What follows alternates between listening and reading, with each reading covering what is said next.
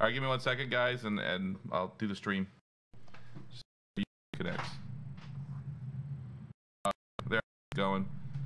So I was having an argument with, well, a discussion that was very heated with Jason Boslow today about running 6S, and I figured I'd share kind of like the secret to running 6S. I think some ESCs work out of the box, but some, and ours especially, you probably need to change the settings to get to have optimum performance on 6S. Can everyone hear me okay?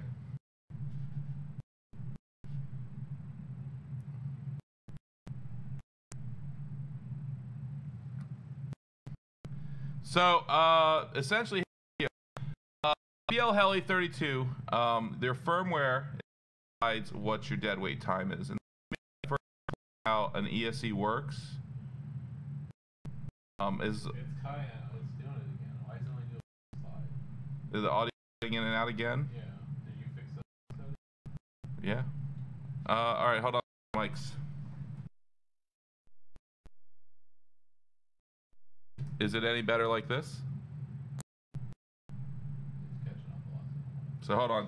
If that doesn't work, I'll switch mics. It works fine when we were testing it, but apparently not once we get going. Is it? It's still catching up.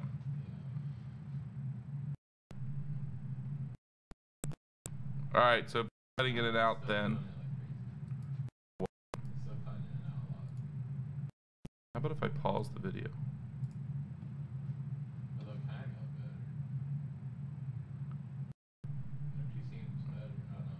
Is it any better now that the video is paused? Maybe the streams on Facebook are making the video screw up. Yeah, it looks like someone's spoiling my tip on YouTube already. How's it going, Jake? Is audio any better now, or still the same?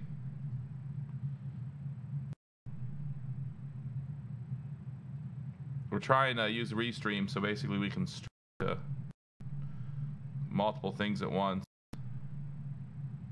So it may still have an issue. Yeah. Okay, we'll switch the other mic then. Give me 1 second. Sorry about that, guys. We'll get the bugs worked out of here eventually.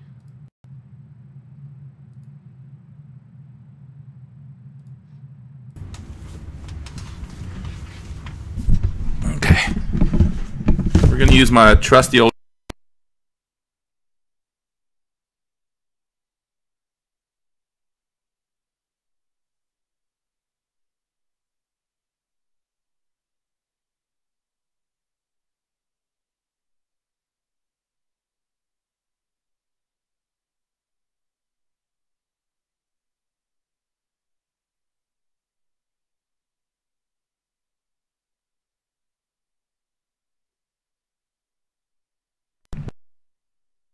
muted. No.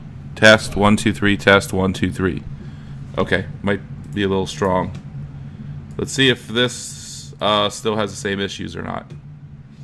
I'm using the Yeti here. Is it working now with the Yeti? Richard says it seems good. Seen some thumbs ups. Oh, now he says no mic. So. Yeah, hold on. It's catching the line. Okay. So I think we're good. All right, let's try this all over again. I'll use the Yeti for now on. I guess the other mic doesn't work as well. Okay, so here's the deal. I was talking with Jason Boslow earlier about running 6S, and it made me realize that I've been putting off doing this video for a while. We ran 6S at DR1. I made sure I told everyone this, and I know I've told people tips in the past about how to do this, but I want to go ahead and tell everyone, and then I'm going to edit this video and put it on YouTube as well. But it's just much faster than doing video editing. That way I can just get it off at once and maybe answer some questions. So I'm going to show you how an ESC works, essentially, and then I'm going to show you what you need to change and why it's important to change it. If you look over here, this is a picture of an ESC. And the way ESC works is you connect your motor wires to these poles. The Yeti's clipping a lot. And get some clipping here. I'll Can't you adjust on the Yeti? chilled out a little bit. Okay. I think it's the Yeti itself. Like, isn't there a thing on it? No, it's fine. Alright. I don't want to mess with that too much. Test 1, 2, 3 for test 1, 2, 3, test 1, 2, 3. Okay. So here's your ESC. When you're looking at this ESC, you attach your wires like this. And the way the ESC works is it has magnets and it has electromagnets. And when you energize, this takes this FET right here, okay, and it energizes it, which connects these two poles together. So what happens is it triggers this electromagnet, and then it pulls to that group of magnets. Then it times it, and this FET then energizes, and it does the same thing here, and then it pulls it to the next pole. So essentially, it's just switching between these two groups of wires, and that's what makes the motor spin. It's just energizing electromagnets. Now, if you look at your ESC firmware, you have something called a dead weight time. And for some reason, on BLHeliS, this isn't configurable. It would be really easy if we could just configure it in the configurator. But that's not something you can easily do. So the way you do it is it's the name of the firmware that decides it. So let me take you over here.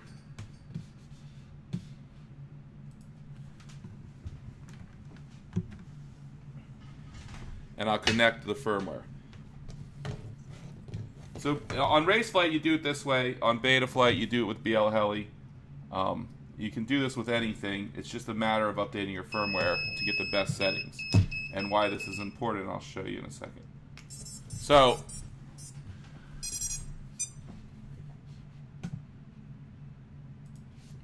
on Raceflight, the way you do this is you go to the console, and I have the battery plugged in, and you do a one-wire read.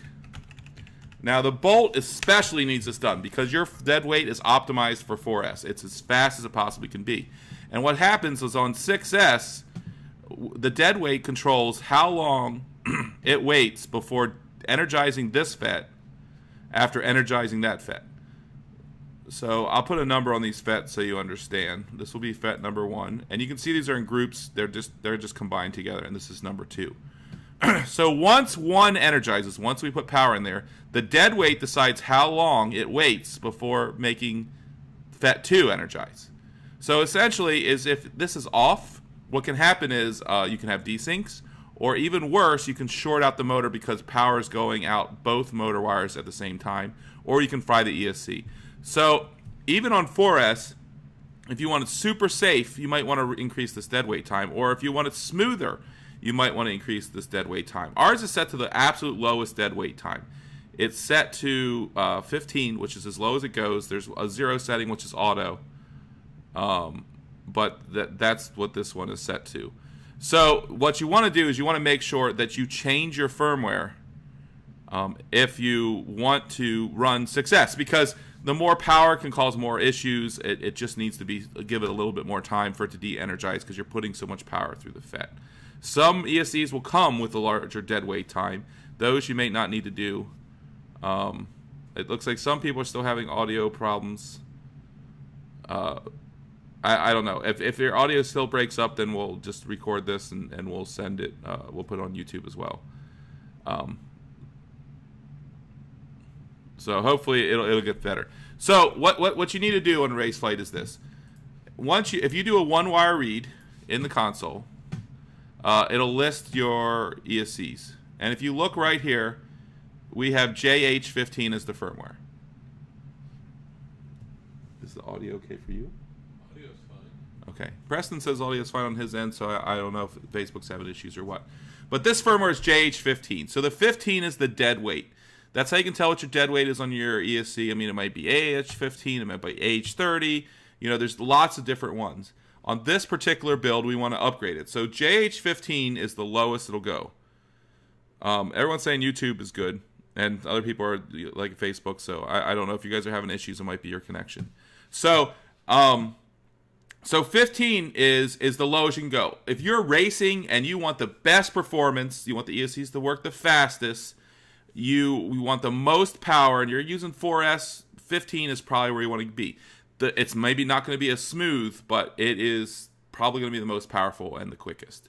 If you're doing freestyle, a good idea might be to make this even higher. Maybe make it 30 or higher, because it might smooth you out a lot. And you might notice BL Heli 32 might be smoother because of this kind of stuff as well.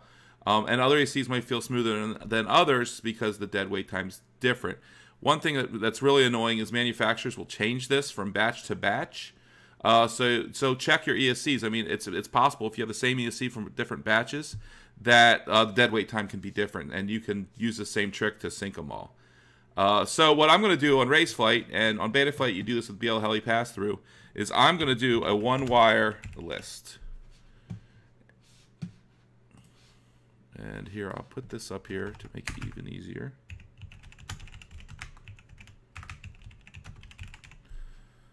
So these are the commands I'm using to do this right now.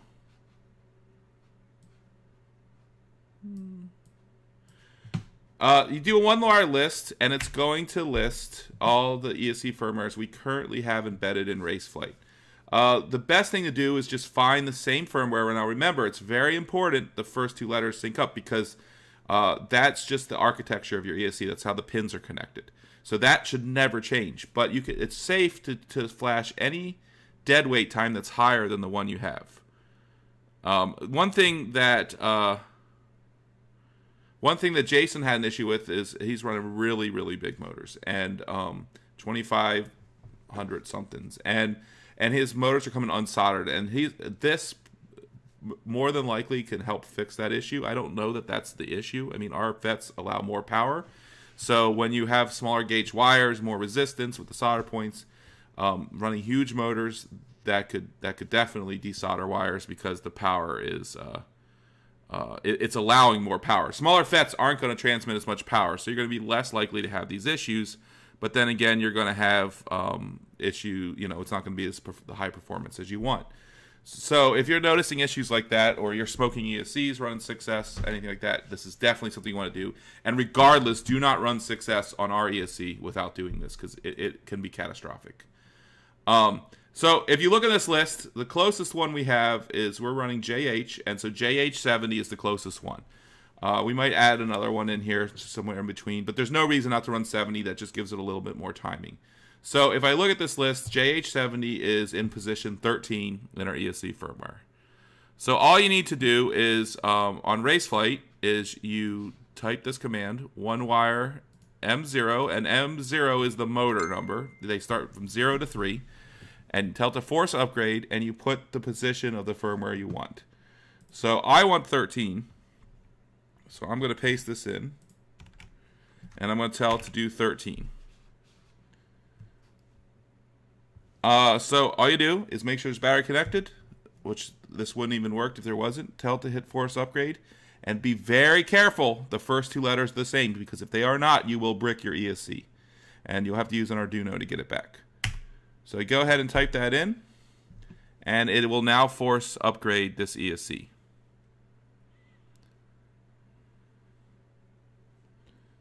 Once it's done, it's going to say ESC update complete. Now we want to do the other ones as well. So we'll do M1.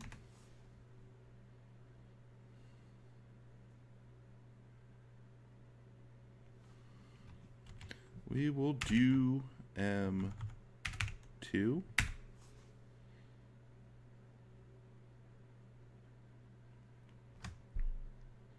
And we will do M3.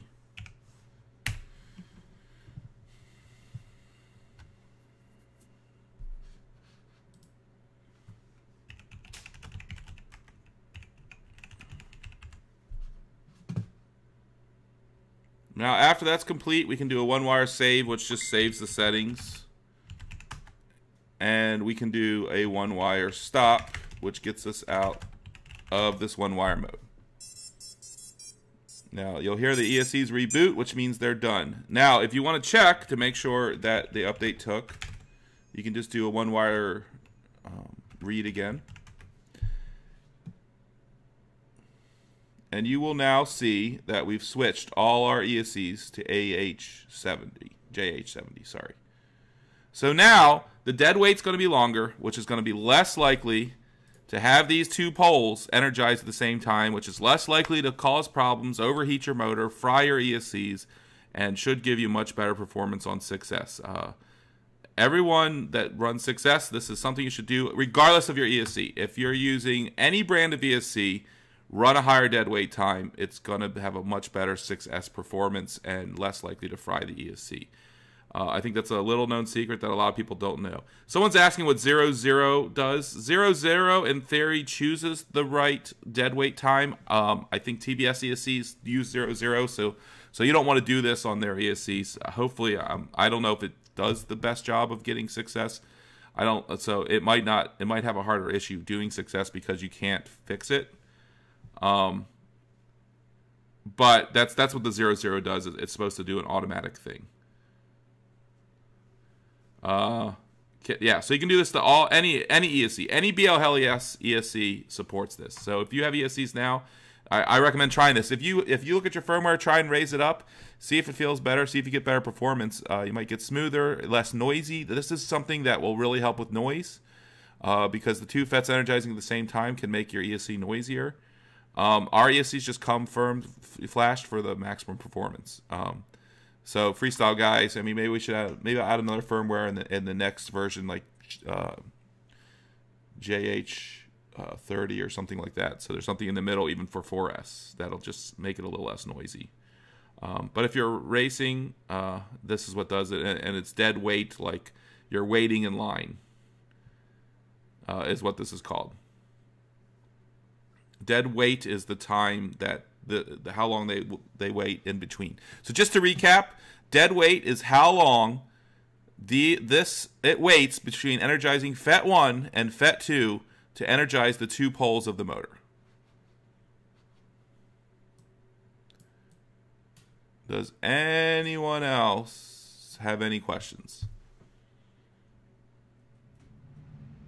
I don't think he understands. They think it's in the GUI.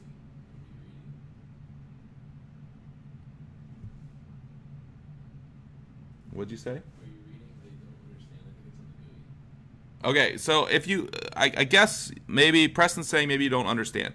This is not a setting in the GUI. You cannot change this through settings. It's getting confused with deadband. What's that? Rita, it's getting confused with deadband. Deadband. Yeah.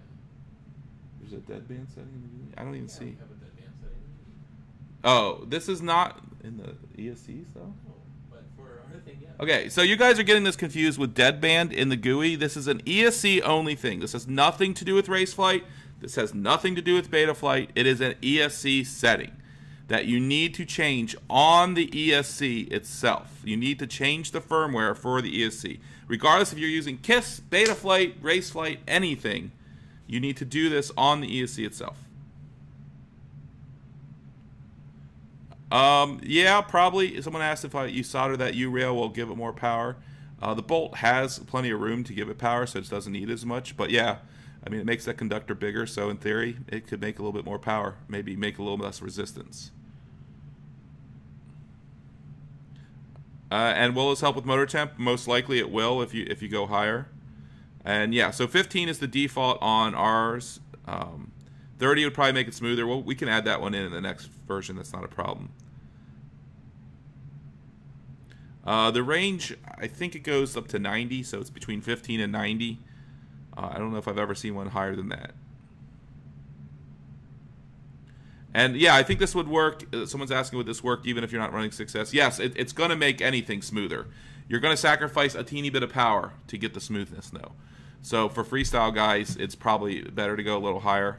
For race guys, you know, where you want to be on the very edge of performance, AH15 is probably what you want, or JH15. And no, if you do a force flash, once you do a force flash, it'll stay that version when we update. So if we do new firmware, the way the firmware works is it reads what you have and it tries to match it or the closest firmware. So sometimes you might have, let's say, JH60, and we don't have that one listed. If we put an alias in there, it'll go up to JH70 automatically. But if you have the exact same thing, it'll stay the same.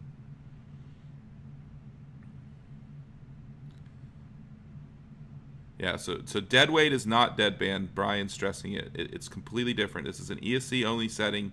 It is not anything you'll see listed anywhere. The only way to know what your dead weight is to look what the name of your firmware is on your ESC. So, and then that's a good point too. You want to do this on 5S as well. Anything above 4S, you probably should do this. It probably doesn't need to be as long with 5S, so we can add something in between the two into the next firmware. But this is like a secret that that I've known for a while, and then if anyone asks me, I've always told it, and I think some people know this, but some people still don't do it, and they've been running 6S. What's funny is your ESC could come with one with a higher dead weight. I think manufacturers are actually starting to just put stock on them, the slower ones. And we try and flash those stock with the one with the highest performance. So that's why ours come with 15. Ours, we don't expect people to run 6S unless they have a little bit more education on how to do it. But hopefully this will help everyone that's running this, and I'll put this on YouTube so people can know it as well. So, is there any other questions?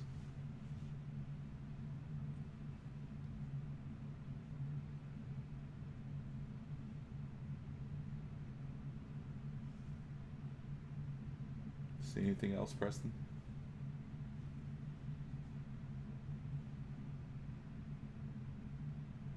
Thanks, Shane. Appreciate the feedback. Does anyone else have any questions about this, or are we? Does that about cover it? BL32, it works differently. I think it tries to get this automatically, so I can't tell you for sure the best way to do that. I think running 6S right now, you might be better off at the moment with BL Heli S. We've been testing BL Heli 32, and it's just there's some bugs, some other issues. It doesn't work with our wizards. That's the reason we haven't moved to it yet. If those get resolved, we'll probably move to it, but we actually have something better coming. But we're definitely adding more support into it. As they add more support, they've added the ability to change motor direction, so we're adding that in right now.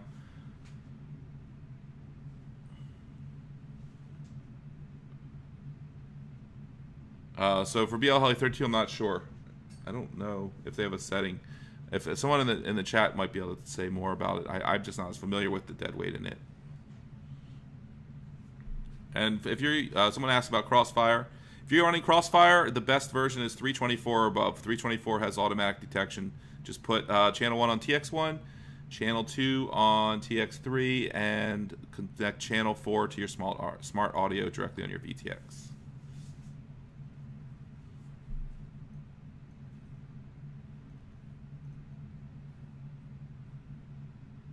Yeah, I mean, it'll seem okay. 5S will work. It's just not as good.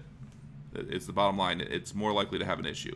Like your ESC might come down in a ball of flames in one day, and you wonder why, and it's just the timing was slightly off, and it happened. So that's why I recommend doing this.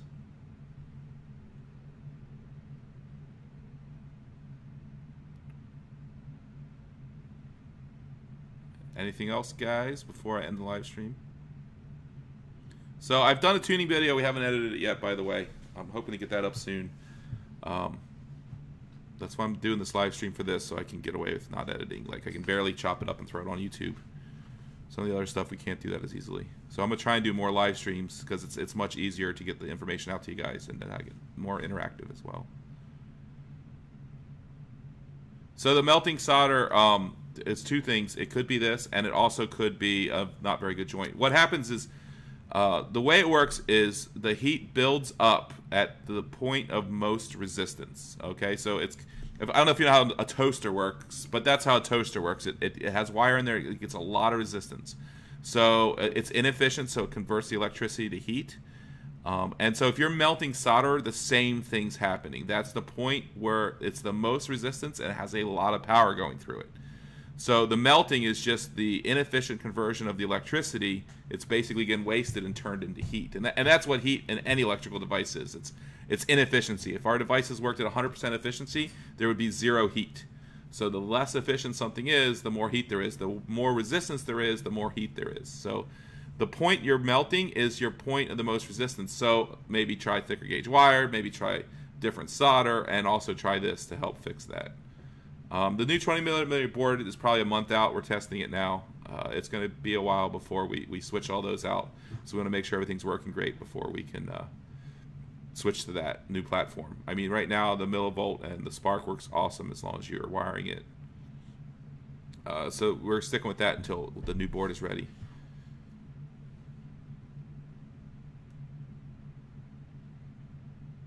And I suggest you guys kind of look. I mean, I don't know, at your solder joints if you're having any issues with the wires melting. I mean, I'm running 6S on 2308, 2900 kV motors are big boys, and I can get a couple passes. I mean, I'm not going to be sitting there. It's kind of like a drag car at that point. You want to run a pass down the straight and let it cool off. That, you know, I probably do one back-to-back pass and then I'm done and let it cool off. Like, I've even gone to my car and just held it over the air conditioner to do more passes because it's just a crazy kV for 6S. I mean, I think probably 250 amps on the bolt at that point. But it does work. I mean, you know, 6S, if you want to run 6S consistently, like I know Brian was saying, you know, you want something like the 1800 kV motors. That's what they're aimed at. Those can run 6S all day long because they're not pulling insane amps, which is just overheating. I mean, you could do stuff like put heat sinks on the ESC, all kinds of crazy stuff to do that. And I can't really tell you what's coming. It's some good stuff though, because as soon as I do, people are going to be sitting there ready to clone it. So we got good stuff coming that works better and works and makes it even easier for you to build a quad. I built a quad in less than 15 minutes from start to finish with some of the new stuff, but it just needs a little more testing, a little more bulletproofing before we can switch it to it or start selling it alongside the current Revolt. The current Revolt's going to be here for a long time as well, so it's something it'll be sold alongside it in the little stuff as well.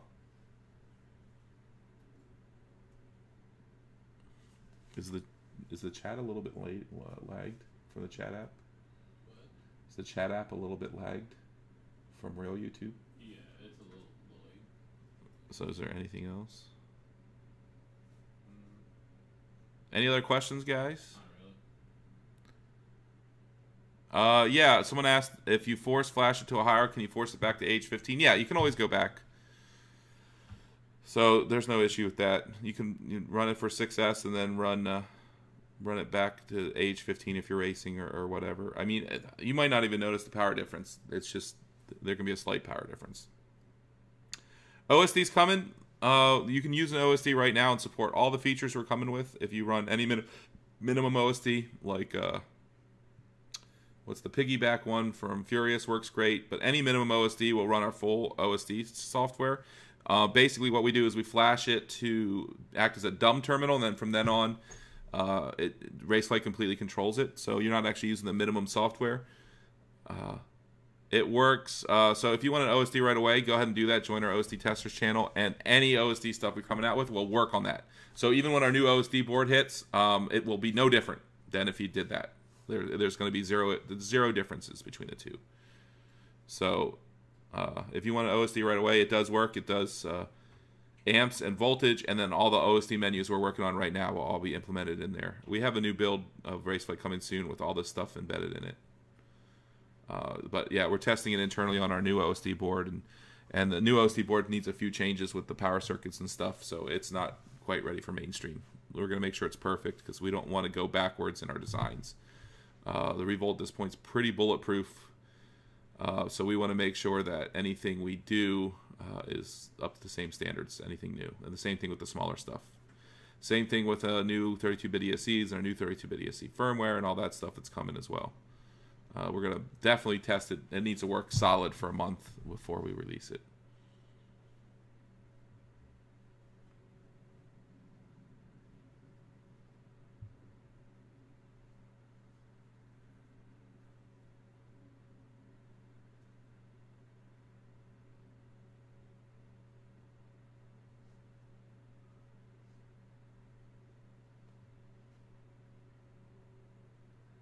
Yeah, LEDs don't probably work with D-Shot, but then again, we do not recommend D-Shot. It's noisier, it's slower, there's zero advantage to it, in our opinion. I don't think anyone's running D-Shot, so if you want to run LEDs, just run multi-shot. It's faster anyways, and if you want a true digital protocol, just wait, because something's coming big.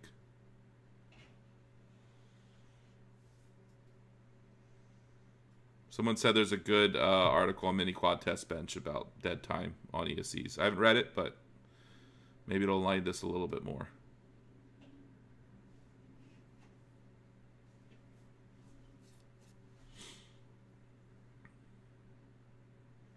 Anything else before I sign off? Don't want to bore you guys any more than I need to. All right, please comment, subscribe, like, do all that kind of stuff. Let me know what you want us to do anything on. And yeah, multi-shot is faster than D-Shot 1200. I mean, the only thing technically you could say is D-Shot 1200 gets the signal quicker, but it runs at the same speed, 32 kilohertz. So, but the disadvantage is if multi-shot is off slightly, it's still going to get an ESC signal. So if we went to send throttle, let's say 900, and there's a little bit of noise, it might send throttle level 902, which you won't notice. It won't make a difference. D-Shot does whatever it wants. There's no really retry, especially at 32 kilohertz. There's no possible retry. So it pretty much has no idea what to do, and I can't say for sure what it does. It depends on the ESC implementation, but it either holds the last signal or it doesn't change anything. I think it just depends on the version and everything. So it's not good. And so if you have any sort of noise on the line, like if you were on a 15,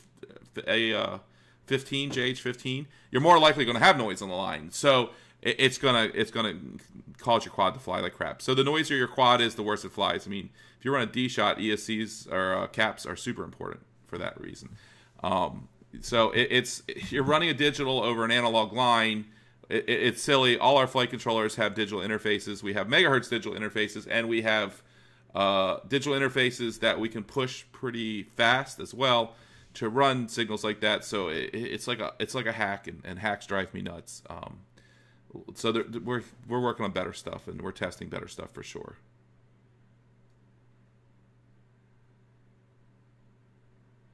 Multi-shot.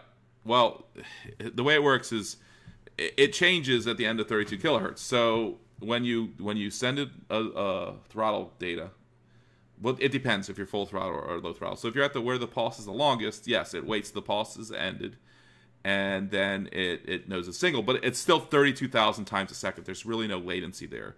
The way we send the ESC signals is the minute they're calculated, they're sent. There's no delay. I think multi-shot and Betaflight, there is a delay. With D-Shot, they couldn't have a delay, and so that's why D-Shot maybe performance on Betaflight feels better. On Raceflight, we've always prioritized the ESC output. It is completely in sync with the gyro at 32 kilohertz.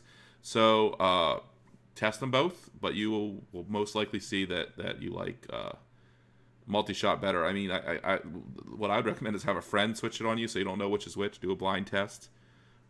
If you do a blind test, it shouldn't be an issue. Someone asked about showing how to phase D. We'll show that in an upcoming video. I've already done the tuning video on there. I just need to edit it and just need some time to edit it.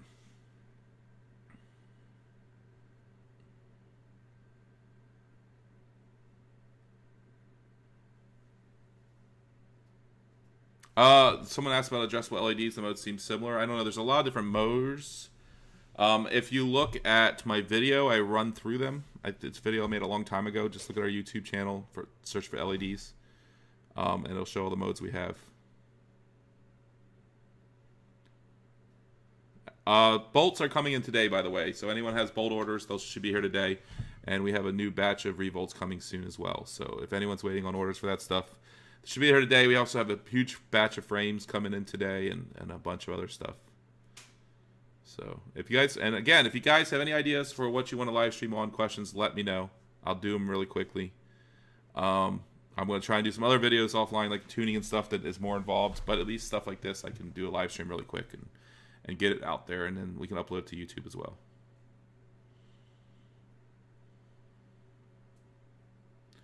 All right, so I guess that about summarizes it. If you have any questions, you can try and message me. I try and respond to everything I get, and then there's always Slack, and hopefully help each other. Comment, like, ask me any questions. One last question: pass through for BL Heli 32. I'll go over this real quick. The whole idea behind Raceflight is make it easy, simple. You don't need any drivers. The way Betaflight works and BL Heli pass-through works is they all use serial. Serial was a protocol invented in the 60s. So it's a super old protocol. You need special drivers for it. It's a pain to set up. It doesn't do a lot of things. We use HID, which was invented, I'm assuming, in the 90s. It's what your keyboards and stuff use. It was invented when USB was invented. It's much better. It's much easier to use. So we do not want to use any of the serial stuff. It's kind of outdated. I mean, we use the serial stuff for communicating with ESCs and stuff. So if it's something we can do on our end without installing a special driver on your computer, so you need pass-through, we're okay with it. So like in terms of BL Heli S, we can do the serial communication and hide it all from everyone and make it easy. BL Heli 32, on the other hand, it doesn't let us do this. It is encrypted. We cannot update them. We can make some changes with DShot. We can't change the settings on them. It is completely encrypted. Like, seriously, talk to Stefan, say, hey, can you guys get along? Because we would love for him to make it so we can do this stuff. Love, that'd be awesome. We would have switched all our ESCs a while ago to BL Heli 32 if he made it so we could easily do this stuff. So he did not. We can't update it. It's closed source. I'm the first to say closed source is fine, but you got to play along.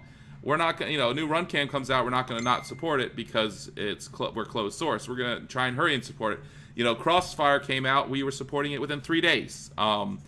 With their new protocols and all that stuff. We understand if you guys are using something, we want to support it. Closed source doesn't mean a closed mentality. So that's the problem with BL Heli 32 is it doesn't play well with what we're doing. And that's the reason the support kind of sucks for it, because it's not really possible to do what we want. We might make a tool that you can reboot and do pass-through. I'm not saying we're going to completely not give you guys any ability to do pass-through. I mean, maybe we'll make a stripped-down Betaflight build that can just be flashed and the bootloader can boot it, something along those lines. So we might do something like that, but the fact that it would require a whole different driver that everyone would have to install, and we'd go back to the nightmares of, oh my god, I can't figure out how to make Raceflight work, is the reason we were against doing it. I mean, it needs to work with our software. We need some sort of vector to easily communicate with. We also have some ideas with the ESCs. I mean, like, why are we running at kilohertz speeds? It's stupid. I mean, our boards, everyone's flight controllers are capable of megahertz speeds. Why do the ESCs not all communicate with each other? I mean, you got a 4-in-1, they're a little teeny network. They can easily communicate. Hey, be like, hey, by the way, I'm desyncing. Can you guys chill out for a second while I get recovered? This kind of stuff is pretty simple to do, and it would make our performance insane.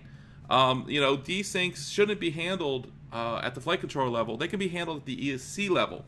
The ESC can chill out and let the flight controller know, hey, I got a prop stuffed, or I'm hitting a branch or whatever, and they can all just work together and just make it so you didn't even know that happened. It was instantaneous. And so there's a lot of cool stuff that could be done with ESCs. Our ESC technology, to be 100% honest, sucks right now. Even BL Heli 32, it's BL Heli S. It's BL Heli S with 32-bit numbers. A few things have changed. They're using separate telemetry wires and all this crazy stuff that just makes my head hurt.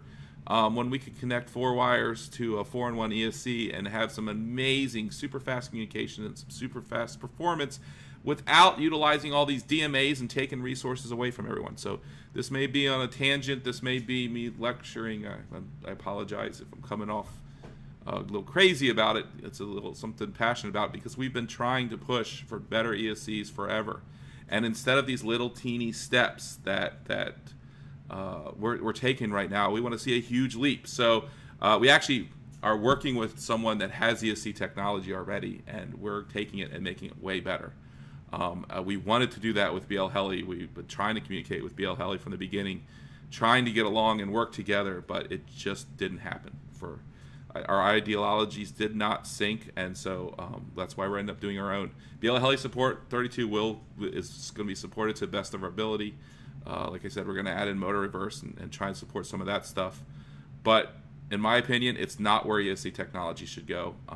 It's all, slapping a 32-bit processor on there and being like, I'm done. I mean, it's crazy. If I would run a KISS ESC over BL Heli 32 if they didn't limit the throttle or the power so much. They've been doing it forever. Like, why is BL Heli 32 this revolution? I mean, KISS ESCs have done it for a long time. And there's ESCs that even predate KISS or came out around the same KISS time as KISS that had support as well.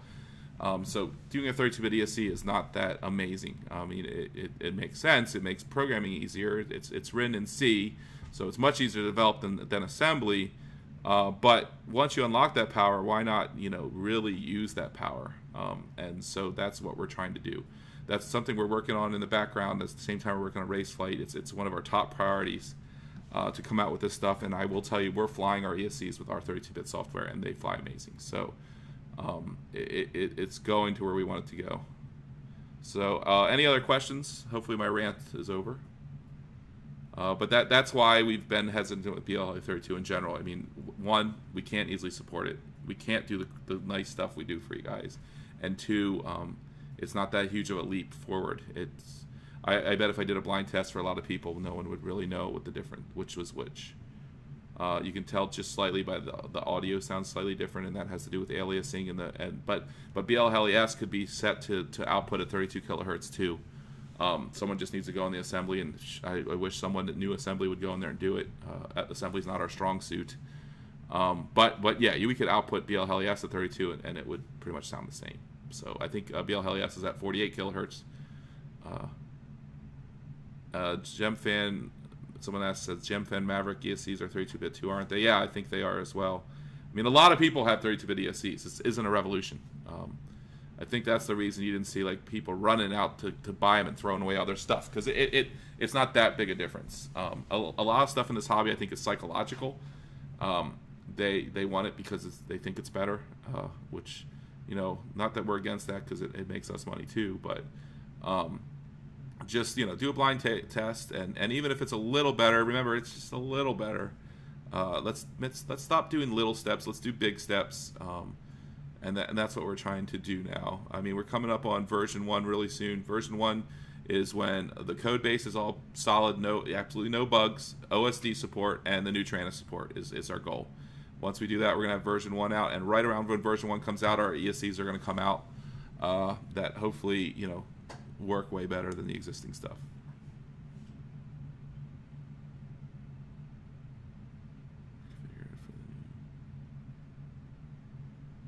I'm not sure what you're asking about. We don't support F3. It's only our Revolt right now. I use the latest 374 is what we were running, and we're testing 375, which was a huge leap, in my opinion. I went through the code and optimized a lot of it, took out bugs, took out redundancies, broke a lot of stuff, so that's why it's not out yet. Broke logging and some other things, because that needs some more optimizing. But maybe I'm crazy, but I think it flies better than any Raceflight build we've ever had. Okay, the version 3. You don't need to update the configurator. I mean, they all run the same stuff for the version 3, but there's later versions if you guys want. There's the beta test channel on Slack if you want to run the latest betas and try them out. Just remember that they're betas for a reason. There's going to be bugs and there's going to be issues. But you can test out the performance. The latest stable is 324. It runs pretty good. Supports Crossfire. Supports almost everything. Pretty solid. No real complaints. So if you don't want to mess around, just run 324.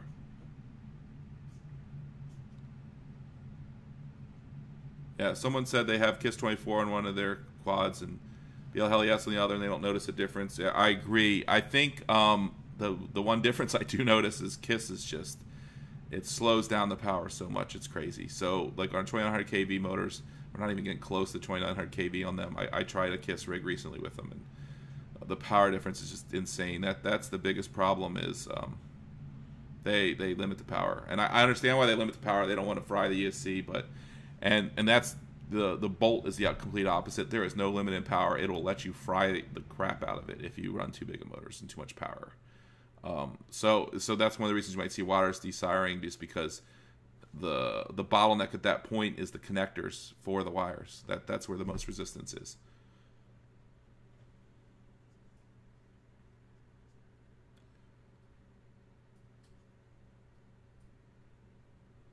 And no, you don't have to update the configurator. It'll work with version 3 is exactly the same. We haven't released any boards that are not going to work, that aren't compatible with each other. We're working on our own CPU, and it's working pretty decently. We might switch to that, which will break compatibility for older versions. We're working on a really big next generation CPU as well. So, the Android app, we had someone working on it, and they just stopped working on it. So, if anyone's interested in actually working on it, message me, because we'd love to have someone take it over. We can provide you source code from where it left off, and we can work together on it. Or when we get some time, we'll work on it as well. We have some things we want to do, but the Android's just not as big a priority. We don't have the time to do it. We're enough developers to work on it. And yeah, we're probably switching away from STM32. In fact, I guarantee we are. STM32 is more limited with what we can do, more limited resources, and it's slower, and it's more expensive. The F7 is just, it doesn't make sense. Availability is super hard to get. We're going to hit huge bottlenecks if we did it. It's a little better performance, but it's not the leap we want to go with. So our next performance enhancement, more than likely the chip we're using even has a GPU on board, which can let us do some crazy things in the future. And it's not that much more expensive than our current CPUs, but the power is insane. I mean, we can even put a quad core in these things now relatively cheaply. And we got some ideas that'll take advantage of the new architectures that can do some really neat things. So that's what we're switching to in the future.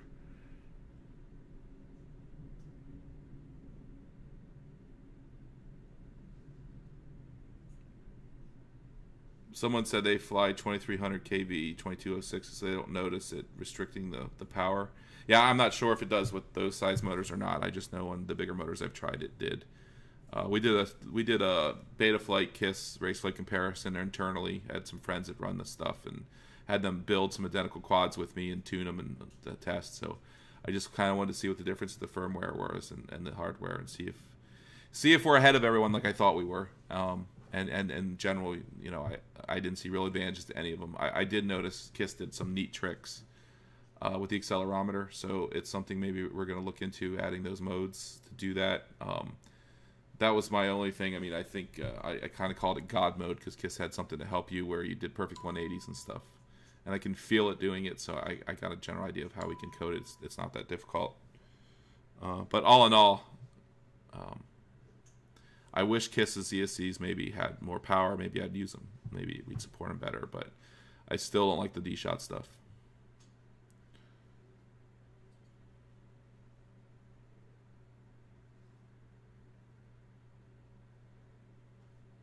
All right, guys, if you have any questions, let me know. I think that concludes our live stream. Hopefully I went over everything. If you guys didn't see the beginning, I went over how to run 6S safely and properly on any ESC, on any software, on any flight controller. So I take a look at from the beginning. This will go up on YouTube and Facebook, and we'll do an edit and put it on there as well. Someone said they have a desync by braking situation. Tommy, I think that is exactly what I'm talking about. Desyncs are caused by the dead weight being too high. They're either caused by that, or they're caused by your just FETs getting too hot, and so the FETs aren't firing properly. So change your dead weight time like I showed in the beginning, and check to see how hot your FETs are getting. Use capacitors is super important success. That's something I didn't stress. Use some good capacitors, because the higher your power, the more problems will show up. Yeah, David, so basically you want to change the firmware, and watch the beginning, and I showed you how to do that. Or Dav, I guess is your name. Hopefully I'm pronouncing that correct.